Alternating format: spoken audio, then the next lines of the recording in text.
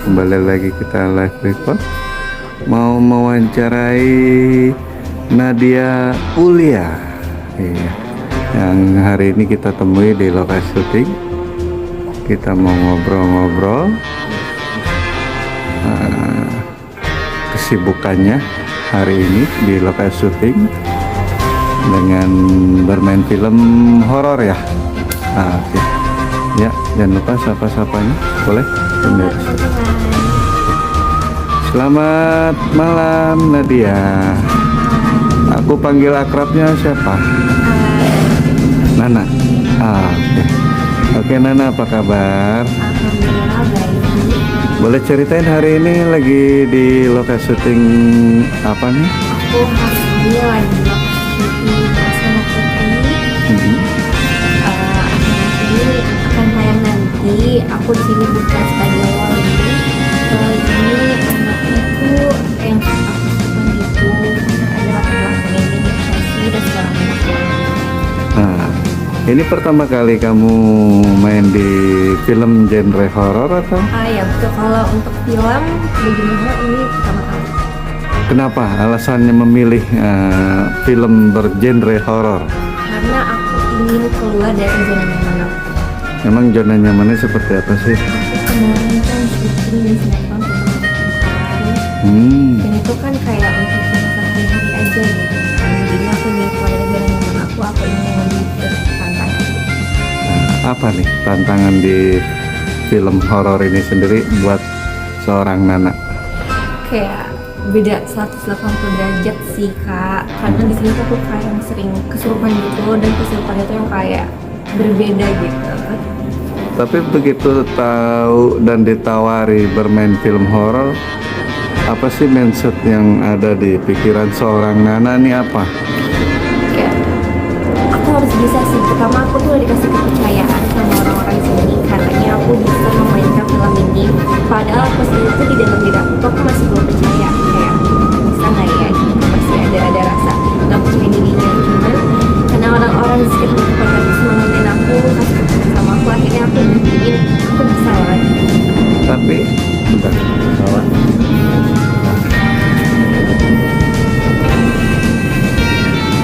Oke, lanjut lagi. Nah, kamu sendiri tipikal anak yang pemberani atau kenapa sih? Artinya kan Aku pemberani sih. Ada pemberani, cuman ada penakut, cuman lebih mendominasi ke pemberani. 90% aku pemberani. nah, tapi kan kalau film horor ini pasti kamu harus punya kayak semacam apa jiwa pemberaninya tuh dengan totalitas ya, apalagi syutingnya sampai malam gitu kan. Sampai pagi bahkan. Bahkan sampai pagi ya. Gimana nih dengan ada hawa-hawa yang kalau film horor itu pasti punya aura-aura yang mengkhawatirkan lah bahasanya gitu. Gimana? Sih kak, dan apalagi kan aku anaknya lumayan agak sensitif kan. Jadi tuh ya yang suka iseng-iseng sih ada lah beberapa kali, cuman nggak yang mengganggu banget sih. Untungnya dia nggak mengganggu aku banget, cuma paling kenalan aja. Dan kamu sendiri ini pertama kali bermain dengan seorang Samuel Rizal dan Dea Imut atau sebelumnya pernah? Kalau Kak Dea, aku waktu itu pernah main, aku waktu itu di FTV Indonesia. Alas dengan Samuel Rizal. Kalau sama Kak Samuel dan Nah, dapat ilmu apa sih dari kedua para senior kamu? banyak banget sih kak, kayak misalnya belajar aku kalau buat aku kali kan aku masih ya baru lah ya, kamu kan gak senior, mereka membantu aku banget untuk lebih bisa lagi. Dengan jam terbang kamu yang saat ini sudah menambah nih, mengatur waktunya seperti apa sih di mungkin pendidikannya terutama? Kalau aku sekarang untuk sekolah homeschool, karena aku sempat waktu itu sekolah biasa di SMP sampai kelas 8 semester 1, dan di kelas semester 2 nya aku pindah memutuskan untuk homeschooling karena ternyata nggak bisa untuk sekolah biasa karena agak mengganggu, untuk syutingnya juga mengganggu, yang untuk sekolah juga mengganggu. Cuman karena aku ingin balance sekolah juga iya, syuting juga iya, akhirnya aku homeschool. berarti lebih memilih homeschooling ya. Iya. Walaupun begitu tetap pendidikan Iya, diutamakan ya. nomor satu juga pendidikan. Memangnya cita-citanya jadi apa sih kalau boleh tahu Nana? Kalau dulu sih aku ingin jadi dokter, kayak semua anak kecil dulu pengen jadi dokter deh kak. Cuma sekarang udah seiringnya waktu berubah-berubah sih kak. Tapi menikmati seperti apa sih antara sekolah homeschooling dengan dunia sekolah yang formal biasa gitu ya? Sama aja sih, cuma bedanya tuh kalau untuk pelajaran menurut aku sama aja. Tapi kalau untuk perkembangan emang agak beda ya kak. Karena kalau kita umumnya, kalau di sekolah biasa teman kita kan ada 40-an. Itu untuk satu kelas aja. Bahkan melebihi banyak kelas kan. Kalau di homeschooling temennya paling 10. Cuman aku juga kalau di sekolah biasa temennya nggak banyak banget sih, cuma kayak teman sekolah hai, bye, gitu aja sih. Cuma jadinya kalau sekarang ya biasa aja, nggak ada perubahan yang drastis banget dari aku sekolah biasa ke homeschooling tuh. Perubahan yang menurut aku drastis banget enggak sih. Memang inisiatif sendiri ya, artinya ya melakukan mengambil sekolah homeschooling itu sendiri. Nah, di homeschooling sendiri sudah sejauh mana sih proses belajar mengajar? Udah sejauh sama kayak sekolah biasa ke homeschooling itu jatuhnya. Cuman karena homeschooling itu belajarnya lebih fleksibel. Kayak kita bisa menyelesaikan diri kita bisanya kapan. Misalnya aku hari ini udah sekolah, cuma aku nggak bisa ganti jam lain. Kalau untuk pelajaran sama sih, kurikulumnya juga sama gitu kan, seperti ujian biasa sekolah biasa. Artinya dengan melakukan homeschooling itu sendiri kamu tidak terbatasi ya, untuk melakukan aktivitas lainnya ya. Siapa pertama kali yang menganjurkan? Apakah karena ada beberapa teman juga yang sesibuk dengan kamu, terus akhirnya memberikan solusi agar tetap pendidikan diutamakan gitu? Itu sih aku dengar awal dari teman, cuman aku belum memutuskan banget, kita masih ingin coba sekolah biasa. Ternyata bisa, akhirnya udah mah aku homeschooling aja. Karena kan itu masih kayak sekolah biasa kok gitu, masih bisa lah gitu sama aku. Akhirnya Jatuhnya SMP ya?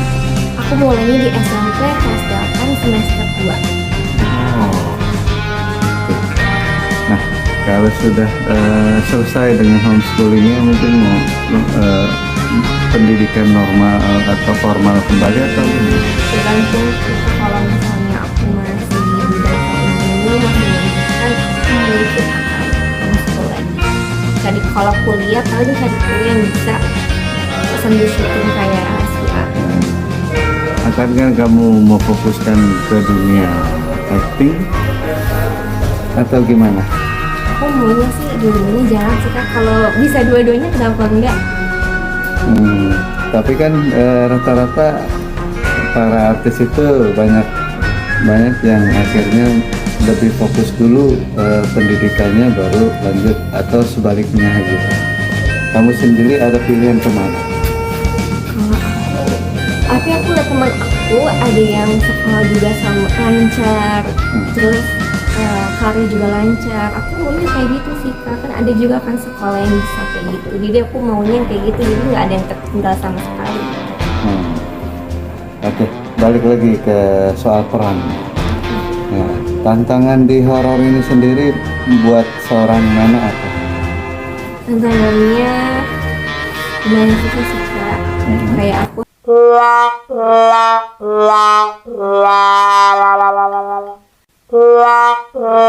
Tapi ada rasa khawatir nggak sih? Kan kalau film horor ini lingkungannya yang serba mengejutkan gitu kan? Kamu sendiri ada rasa khawatir kan di situ? kalau aku lebih merasa khawatir aku nggak memenuhi sesuai ekspektasi orang yang udah ngasih kita aku sih Kak. Kalau aku ya, karena aku tuh kayak orang udah ngasih kerja sama aku, kamu bisa ngelakuin ini. Di situ aku kayak bisa nanya.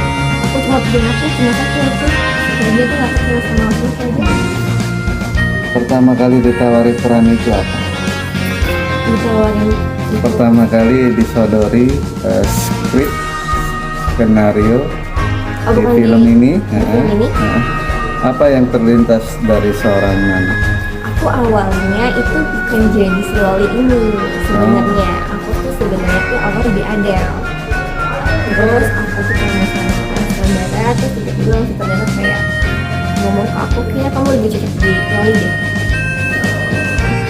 Ada perubahan mendadak itu? Ada perubahan mendadak. Kayak aku pertamanya awalnya dapet peran kan di Adele kan Kak.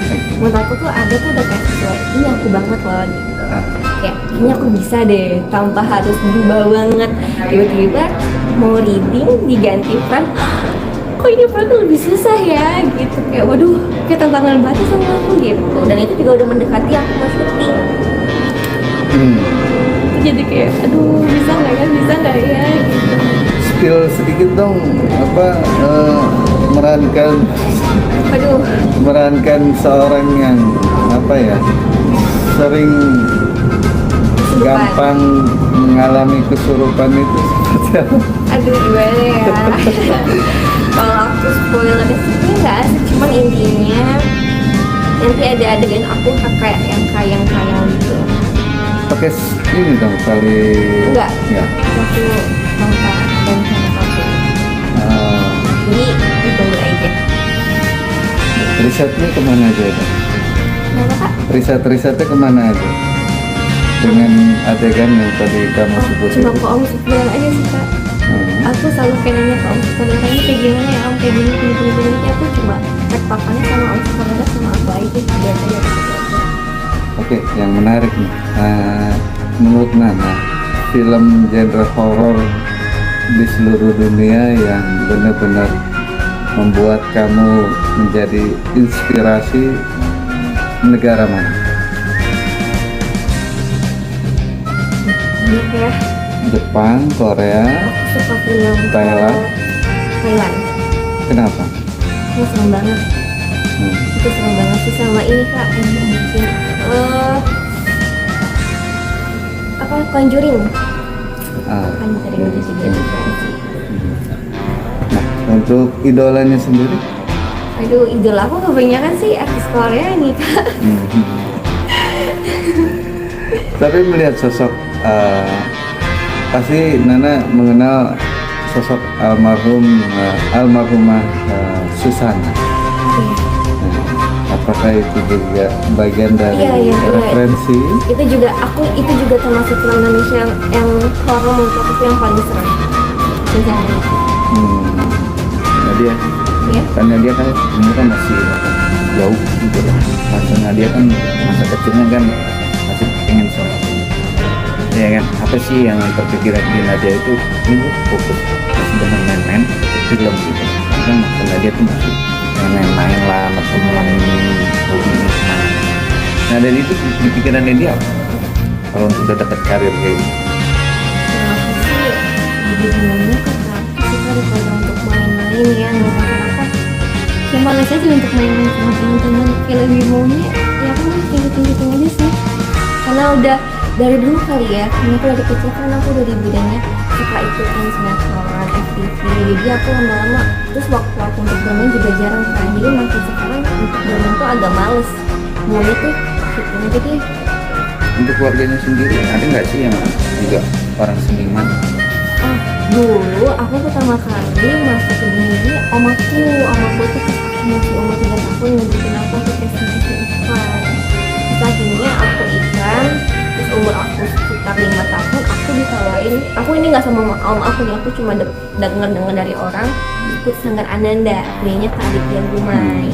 Cuman karena umur aku masih 5 tahun, terus aku masih cranky banget sama orang tua aku tuh kayak nggak mau gitu kan. Akhirnya udah orang tua aku nggak kasih aku di Sanggar umur 5, akhirnya aku mau 7 tahun udah daftarin lagi.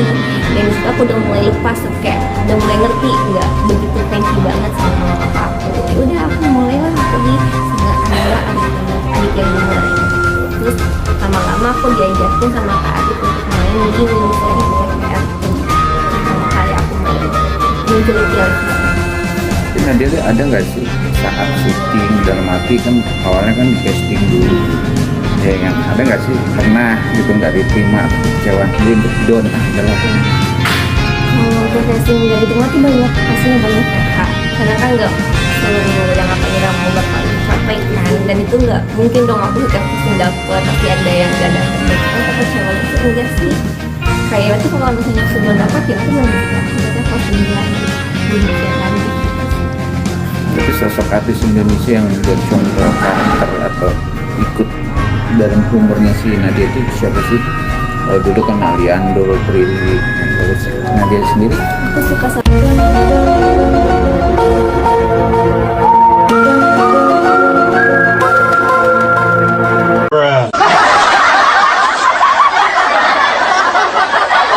ada film yang sinetron booming gitu. Iya, Iya kan. Ada nggak sih waktu itu nonton aku pengen kayak bener nonton film GGS. Begitu aku kayak pengen aku tuh inspirasi aku di GGS Kapril. apa sih yang dilihat dari sosok Kafiri?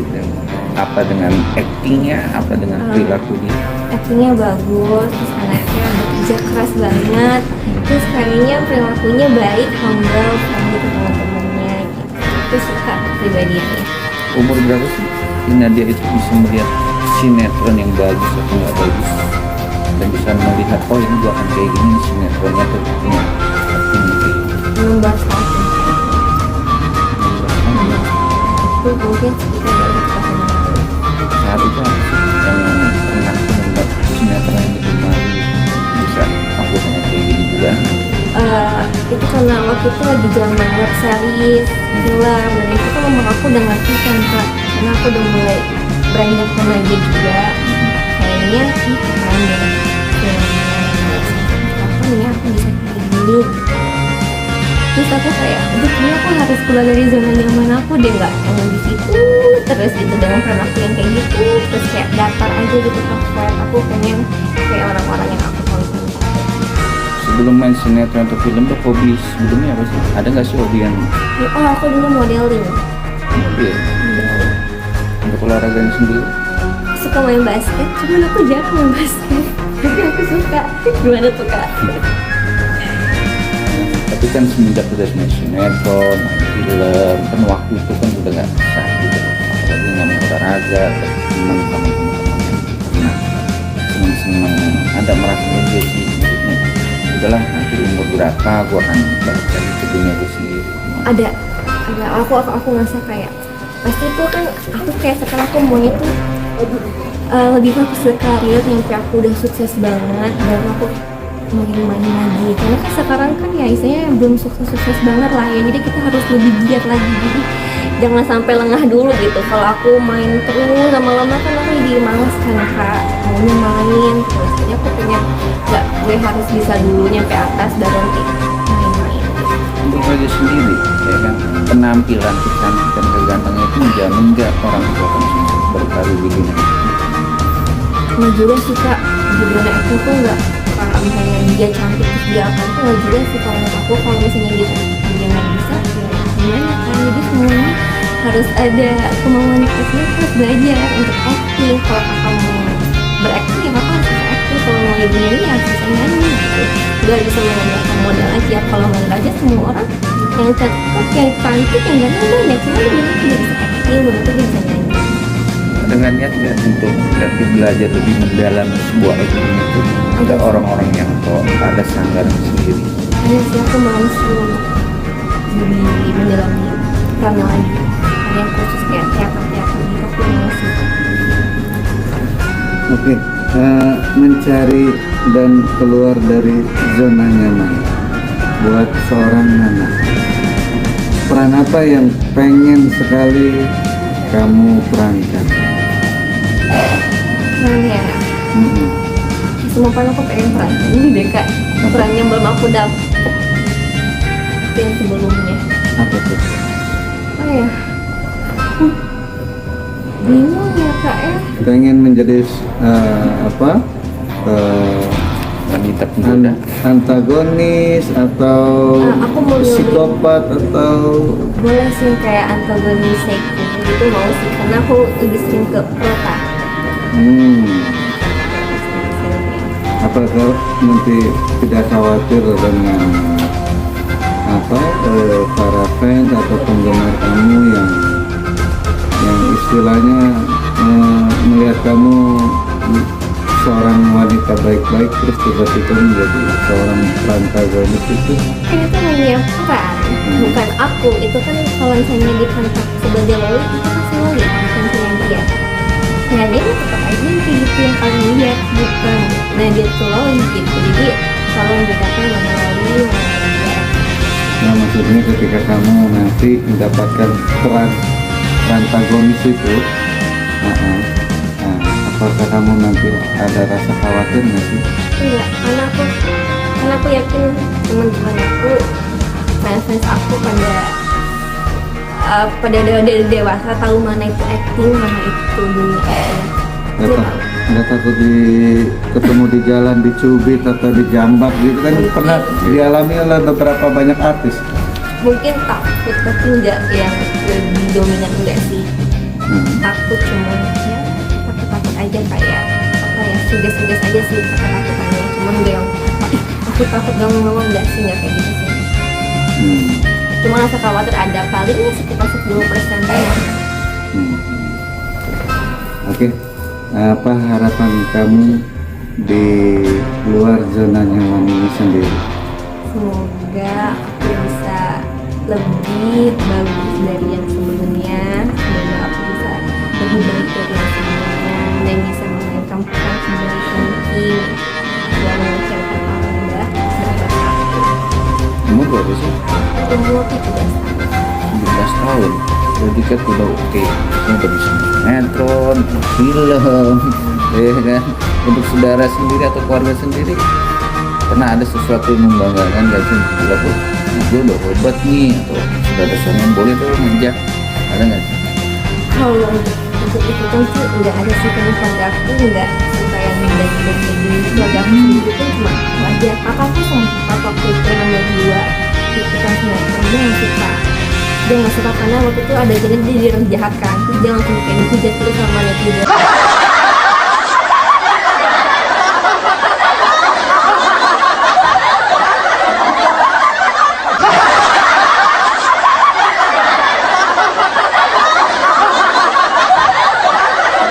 Pokoknya iklan-iklan aja gitu yang aman, tentram gitu, jadi nggak ada yang suka, cuma aku aja masih bertahan.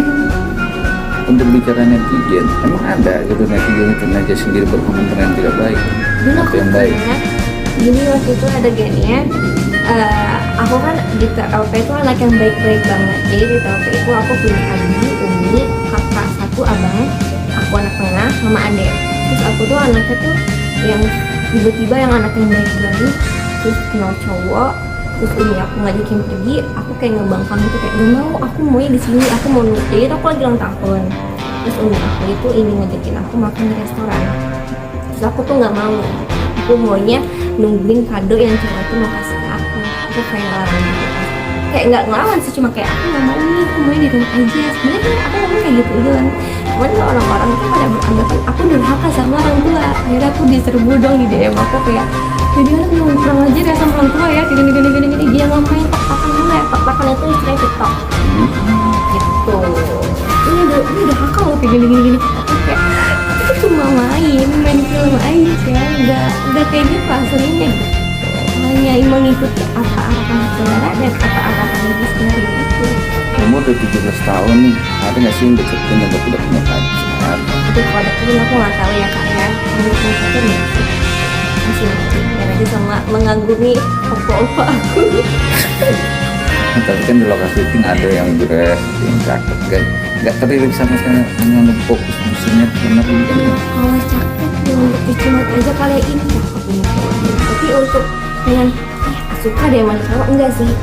Kalau untuk cakep dia sama cowok itu ada mungkin. Cuman kalau suka dia sama cowok enggak. Kan namanya di sinetron atau film kan cinta lokasi kan pasti ada tuh untuk naikin rating penonton dalam arti untuk fannya sendiri. Nggak ada sedikit pun yang tuh.